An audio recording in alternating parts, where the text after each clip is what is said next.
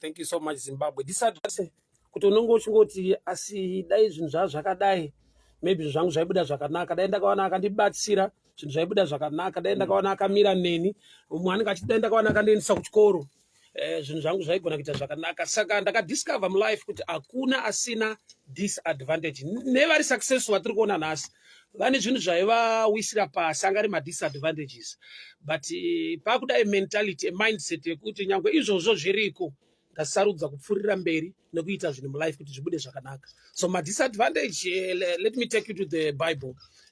Luke 19. Nyaya yemurume anonzi Zakeyo was very short. Akaenda pakati pevanhu varefu achida kuona Jesu ndokubva atadza kuona because of height. Chido chiripo but height mupfupi saka ane disadvantage. Ndokubva abva pavanhu. Kubva kwaari kuita pavanhu hakusi kuti achada kuona Jesu. But ane mind yekuti ndaakuenda pabetter platform, ndaakuenda mumuti. Paari kuenda mumuti ari kunoreba kudarika munhu wese. Nyangwe ari mupfupi kureva kuti ukava nemind uri determined mind kuti chinhu chinofanirwa kubuda God will give you the wisdom or the favor yekudiscover kuti ndikanotsika apa disadvantage ndatopedza nayo. So Zakeyo wakaenda mumuti Jesu ndokubva atopfuura neikoko haana kumuudza ndiri kuenda uka but paakangoenda mumuti paakaenda paplatform iri better yakava law of attraction Jesu ndokupfuura neikoko ndokubva muti Zakeyo buruka tiende kumba kwako. So chakapa Zakeyo kuhosta Jesu kumba advantage yake hombe Zakeyo disadvantage yekuti anga ari mupfupi because varefu vakaona Jesu mupfupi akaonekwa akaenda kumba naJesu. Saka panotangira nyaya disadvantage nokuti dai anga akareba kuenzana nevamwe aingoona zviri kuita vamwe. So sometimes disadvantage ndo platform yakatoiswa naMwari mulife mako so that you rise. But problem ndeyekuti wakaipa unokupa mentality yekuti una vamwe vari paplatform iri nani, una vamwe vanotangira pakanaka vanokubereka vanobereka vanazvo vamwe vakaendeswa kuchikoro vakazodii. Madisadvantages pamunhu aripo but kutsvaka a way yekushanda nedisadvantage iyoyo kuitena to become advantage that way iriko. Mwari une favor. Judges 11 kune murume ainzi Jefta aiva mwana wechifeve. Mabrothers ndokubva mudzinga pamba chiti baba wako baba vakatora mumwe mukadzi saka ibva pano equality ye-leadership. Israel yakazomboita hondo ndokubva vati tikudai great leaders ukanzi there is a guy unonzi Jefta anga ari kuland of Tob vakaenda nomushedza akauya akaleader Israel kureva kuti chakamubvisa pamba kunzi mwana wechifeve but aenda kwaaenda kuti agone kuacknowledgewa strength yake inyaya yekuti kune kwaakadzingwa ari pamba haana waanoleader ari kudisadvantage. So disadvantage yakabvisa Jefta pamba, disadvantage ikava a platform yekuti azikane kuti is a quality leader ndokutsvagwa kwakuwiwa naye. Saka pane pamwe pekuti ukatogamuchirwa ukafarirwa ukaitirwa maadvantages ese yato disadvantage. Munoona life yebutterfly butterfly rinombotanga riri mukakanonzi kakakuni kakanenge plastic soke silk. Butterfly rinobuda richimanikidzira kubreak that cocoon rikangobatsirwa chete arimbofara kaita butterfly. Why? Time yekubuda ichipressa mamuscles ndo inoita kuti izogona kuflya kudevelopa mamuscles for flying because lifestyle yaakumberi ndeyeflying inoda mamuscles ane strength. Saka ikangowana anobatsira chete kungobuda mukakuni it becomes weaker and ikava nemafeathers haifly because yakawana help. So there are times yekuti life yemunhu iri yakadesignwa that way. I always tell people kuti pain marwadzo anorwadza munhu wese asi right hakuna nda kurwadziwa but from Bible uchaona kuti Mwari paanoti kuna Eve ndichawedzera marwadzo pakupona, I'll increase pain in childbearing. It means pain was designed by God. Haisi punishment pain but zvakanzi I'll increase pain kuda kuti pain was already there. Why? Pane zvinotoda pain. For example, ukashanda mari yako wasiyana nemunhu akaita yekupiwa yawakashanda ine sweat ine kapain une safeguard jealously with wisdom and but yekungopiwa unongoti blazi vachatumira vachandipa imwe. So disadvantage kumunhu wese itoriko yekuti aona akakuendesa kuchikoro takainzwa but zvinoita kuti wakura uzviendese kuchikoro. Saka imwe disadvantage ine vanhu ndeyekuti anopedzisira ane a blame game, a blame spirit yekungoti asi dai vakanditira wapa dai vakanditira munozare kuti kunyimwa platform kupiwa platform. Why? Because wanyimwa platform pawaifungidzira kuti ndinoita ukanoita uri somewhere unogona kuona kuti kwawakaenda ukandoitira kuri better than kwawaita nokuti pane patinochemera zvinhu zvatinofunga kuti advantage iri disadvantage. Joseph ari muprison anoudza mumwe musungwa kuti kana wabuda undirangarire. Bible rinoti for 2 years musungwa uyu akakangana kusvika Faro arota a dream It was designed by God kuti ambokanganikwa for 2 years. Why? Nokuti ukarangarirwa mambo asina kurota, you become free and useless. But ukarangarirwa mambo varota, you become free. After interpreting dream, you become powerful. So there are times yekuti your disadvantage no advantage yacho, and you advantage no yato disadvantage. So kureva kuti paunochema usati wachema, sei ndakaberekerwa muAfrica, sei ndakaberekerwa munyika yakadai, sei nyika yacho ichifamba zvakadai. So you need to sit down ona kuti nekwese kwaunochemera kuenda kwacho kwaiva nemadisadvantages ariko, but vanhu vakagona kushanda nawo. Hakuna ari muchinhu chiri perfect, hakuna ari munyika iri perfect, hakuna ari relationship iri perfect, hakuna ari pabasa paanoti ndo pandonyatsoda zvese zviri perfect. Madisadvantages akadesignwa kuti sometimes you discover the potential iri hidden in you. Tine vanhu vane great potential, but vanotoda zvinombunyikidza nekunetsa kuti uve nefavor. Luke chapter 2. Mary ane nhumbi yaJesu. Prophetically ainzi anoberekera Bethlehem reJudea, Mika 5:2. But iye akasvika pakudzingwa naJoseph.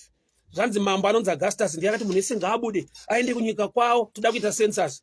Mary ndokubva aenda naJoseph. Achingosvika ikoko ndokubva abatsirwa. Kuna pregnancy yake yanga iri overdue, but iye haasi kuenda mubirthplace because haana knowledge. Saka Mwari vakashandisa umwe mambo kuisa chirevo chiri painful. Imagine a pregnant woman anofamba neusiku nemurume wake kuti vabude munyika. Saka uchaona kuti disadvantage iyoyo kuomeserwa nekumbunyikidzwa kwakamusisa muplatform yekuti abate chaakatakura. So mamwe madreams anoda pressure, anoda kudisadvantagwa kuti agone kumanifesta better.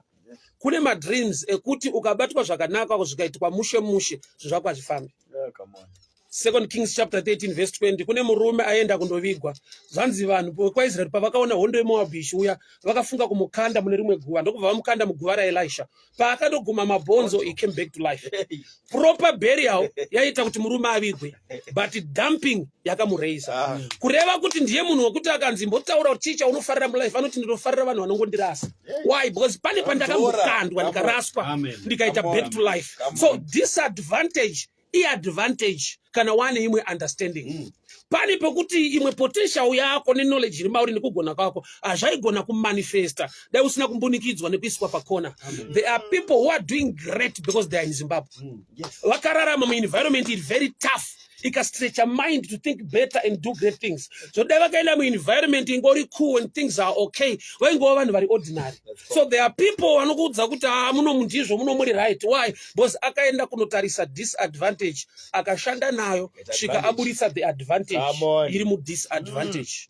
That's why iwo Mwari kana Genesis 1 vachitotanga vanotanga nekudescribe kuoma kwezvinhu kuti nyika yanga isina shape, yanga ine rima and it was empty. Kureva kuti Mwari havana kutanga zvakanaka, vakatanga kuti zvinaki. So munhu ukatrusta Mwari, ukavimba naMwari, ukaziva kuti Mwari haana kuita mistake, kwandakaberekerwa akandibereka kwandinobva, ma disadvantages ese haisi nyaya, but I need grace or wisdom to understand how can I turn a disadvantage yacho to become advantage. So my messages are kupinda mfundisi. Everyone has a story to tell. Revelation iri powerful, I can relate.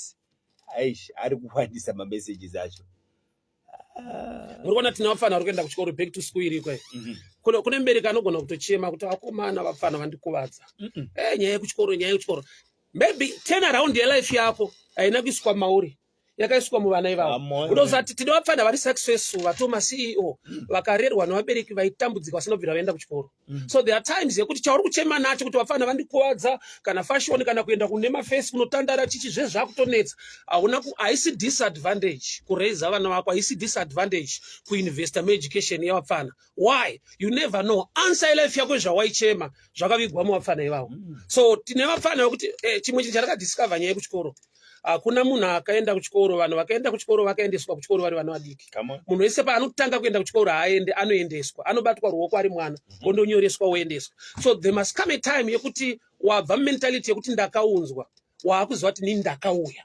So is problem yedu yakatifoirisa ndeyekuti takangoendeswa now uzorealize kuti kwandakauya kune zvinoda kuitwa. Saka ndairarama pressure yekuti kuna ari kubhadhara fees, kuna akandiendesa. Handina kusvika pakuunderstand kuti I've got a life to live. Unofanira kuva serious. Ndaingotiwo kuti mbereki wangu afare, I must go to school. Saka vazhinji vakakundikana nenyaya yekuti vanhu vane mentality yekuendeswa. Tese takaendeswa tiri vapfana, hakuna akaronga ari mumba kuti mama ndakura daenda kuchikoro. Munhu ese andotunza mwana abo muendesei. Saka pane kuendeswa ozosvika patime yekurealize kuti ndakura nawo ndinofanira kuziva zvandakainga, ndofanira kuva dedicated pachinhu chandiri kuita. But I have discovered kuti pane age yekuti mubereki anogona kuva bhita nekurwadziwa nemwana kuti mufana uyu haasi serious. Kana munhu ari mudiki anofunga semudiki. Pane nguva yekuti mwana paanokura asati afamba anobatwa ruoko achidzidziswa kufamba. Netime yaunomuregedza kuti afambe ega.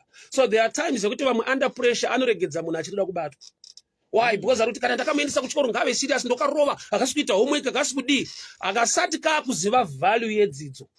Kadiki. So a parent une time yekuti nyangwe wakamuendesa kuchikoro asiri serious ukatarisa age, you must be there for your child, you must be there for them. Why? Because akakadiki grade 3 grade 4 hapana value education inozikanwa kuenda kunotamba nekutandara. But there are times yekuti anorwadziwa enda pakubasa so ona kari kutadza kuita manambers apa kakazodii. As a parent ijutirako because munhu yaasati kuziva value yekwamuendesa kusvika adiscover the value amature uchaona kuti anoverenga ega asina pressure anova serious ega. Saka issue back to school haisi back to school yevana, back to school nesu vabereki tikutonodzokera nawo because mahomework toita teseka tiripo kuvamonita kutaura kuti vari kuita sei. Saka tinoona kuti tavaendesa vafana back to school yatanga tavaendesa hatisi kuvaendesa tiri kuenda tese. Why? Because you must be there as a parent. Even akura ari kuma form 1 form 2 tiri kuenda naye monitor kuti haasi kuita madrugs hereko. Kuchikoro kunoitika nyaya dzakawanda more than zvekuenda kuchikoro nekudzidza.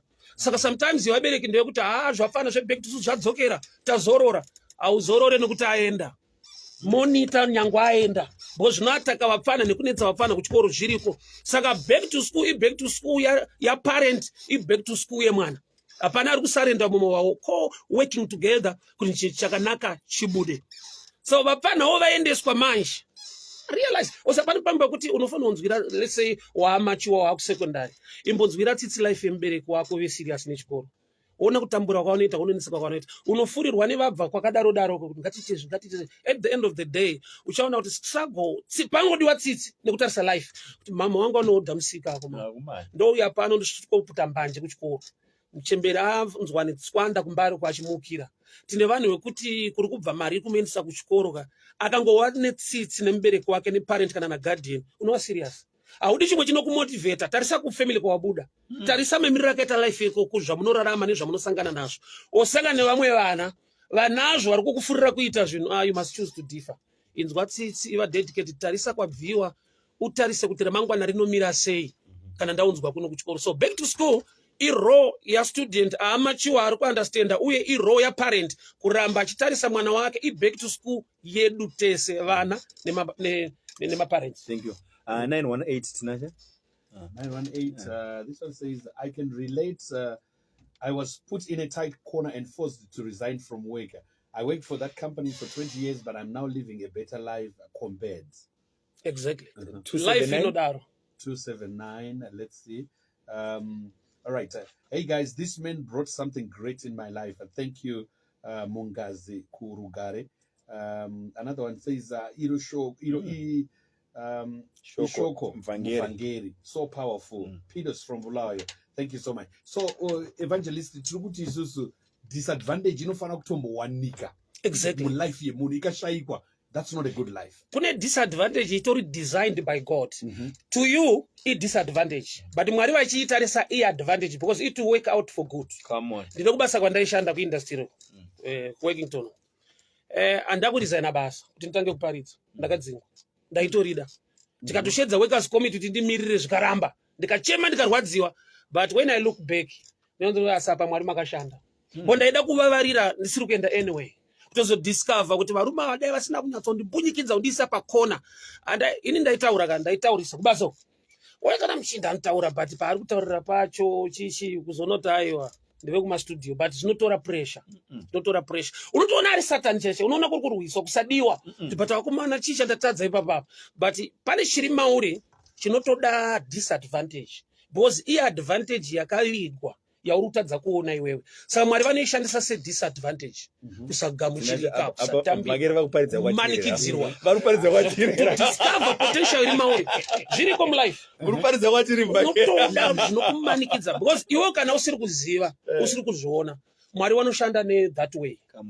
Unotozotenda mwari later but vana veIsraeri vachienda kuCanaan vakasvika paRed Sea vakachema but time yavakacrossa maEgyptians akaitwa wiped away neRed Sea vakatozodiscover kuti Red Sea yaitova advantage for us but takambomira as if we are blocked tichabatwa gamba hamusi kubatwa Mwari atotobata maenemies ako nechinhu chinenge problem kwauri so zvimwe zvinhu unodiscover later kuti okay yange isiri disadvantage varume dai vasina kundiforce apa vasina kundimanikidza uya like Joseph dai vasina kunditengesa vasina kundimukira hakuna kuEgypt kwaendwa hapana ushefu waitika so kune zvimwe zviri hidden mulife yemunhu zvinongoda madisadvantages kuti zvimanifest better so padisadvantage don't cry. Boss Yvonne is saying that evangelist vari kufamba take away from me is disadvantage is a hidden platform for blessings. Come on. Another one is saying that shoko rauya right time ndiri muheartbreak now ndakuona kuti disadvantage yakanaka zvakurumbe. I see my sister Chaplain Piri online vane nhororondo yavo Chaplain Piri vane nhororondo yavo ine madisadvantages asingaite but she's a powerful woman. She's a great woman.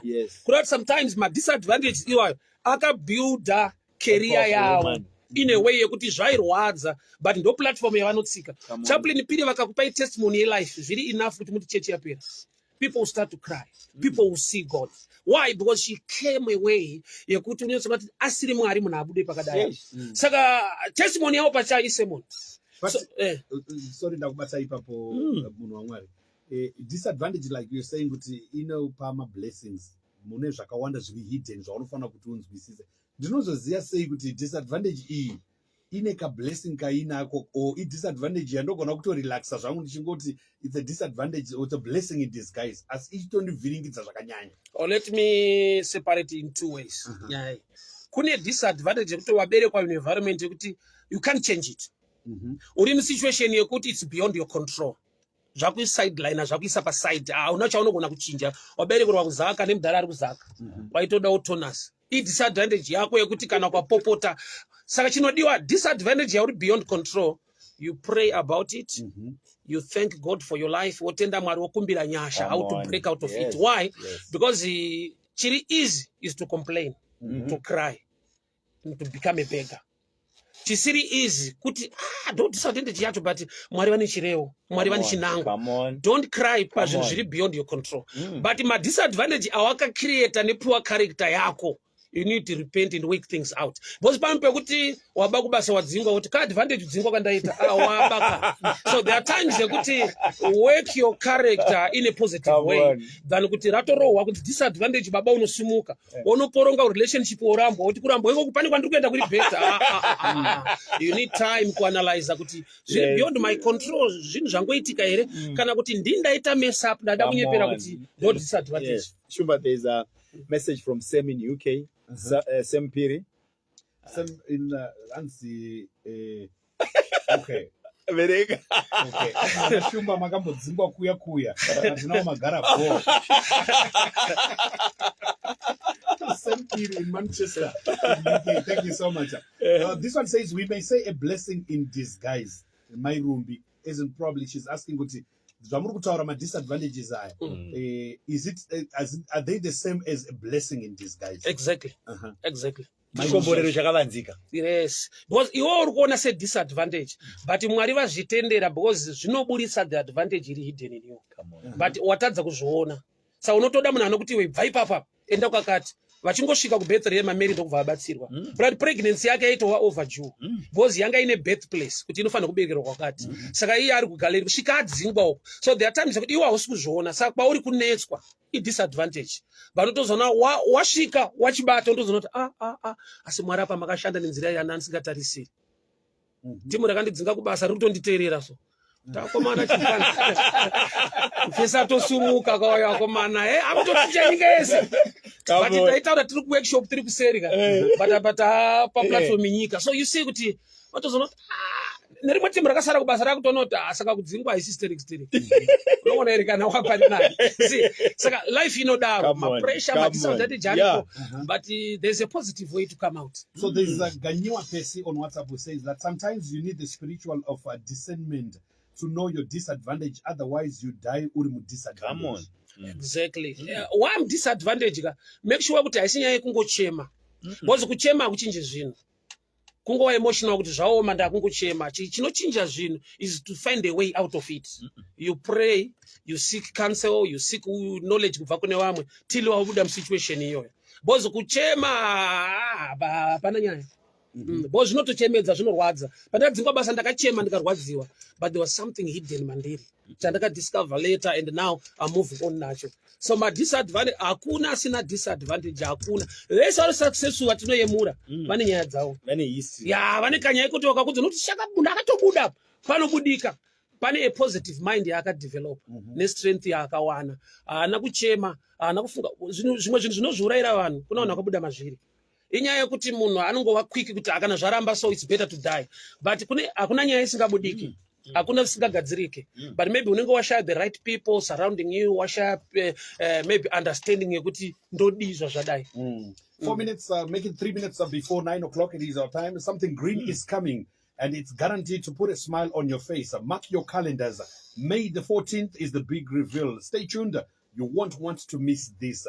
Evangelist Mparinga, kune mwana ari kuenda kuchikoro nhasi and ari disadvantaged. Mune zvikwanisiro zvekuti aende kuchikoro. How would you talk to that person? Right. It's high time waignore nyaya yezvikwanisiro wofocasa pane chawakaendera. I've been to school nevanhu vaitakura mangai ndadzidza kumazoo kunonzi kujumbo kumaino. Saka yakasarondwa nemapurazi. Vaibva kumapurazi netsoka, vamwe vaiva nemabhasikoro, vaitakura tsapo dzemangai nekudii. They are successful today. Chaakafocasa nacho akusitarisa kuti ndingatakura chii. It's a phase, it's a passing phase. Ningani zvakati, ningandi tsvinyira, ningadi chandakainga chii. Focus on that. Mwari vane chinangwa neupenyu hwako, things will come out. Because hatimbofanana kuchikoro. Hatina tine timu raitakura mazai, tinomboseka magrupu kuchikoro kuti muchiri kuatakura tangowanzirana zvedu. Kuna vaitakura lunch box yetu ukaitarisa yose unoti vanhu vabva kumba. Tine patabuda vabva kumba. Ati ramangwana zvakatongochinja zvakasiyana. So if passing phase, don't worry, hamufanane zvinorema, vamwe zviri right, but wakainge. That's the story. Ramangwana rako rinongoita zva. Focus pazvidzidzo kuti ana ningi vazodii, it's another story. Mwari vane future yakanaka, vane destiny yakanaka towards your life. But it disadvantage for now, but later you smile. So kana munhu achinge aziva kuti ndine disadvantage mukurarama kwake, anofana kuita ma-steps api kuti azive kuti iyi disadvantage ikai inogona kuti iri blessing in disguise. Right, kana wazvidiscover, iva number one supporter yelife yako. Usabhenke pairi kuti people will understand me, people will see my things kuti hazvinomira mushe saka they will come to my aid. Vakauya ifavor yangounzwawo, but people can actually ignore you. Iwe chiva number one supporter welife yako. Disadvantage iripo.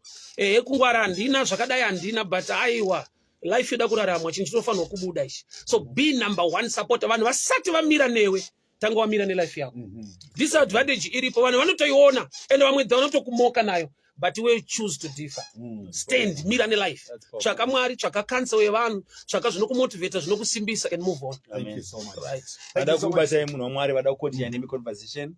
Okay, plus 263 772 914 701 plus 263 772 914 701. Munondibata ipapo nepa Facebook. God bless you. Mwari vakuitire nyasha. Thank you so much. Jumpstart to recover. We've been put in a point where we need to recover. If you're feeling low, that disadvantage that you have, you need to scrutinize it and be the owner of your life in everything that you do. We get to do this again on Monday next week with the evangelist Trimom Mparinga right here on the Champions League Breakfast on Capital.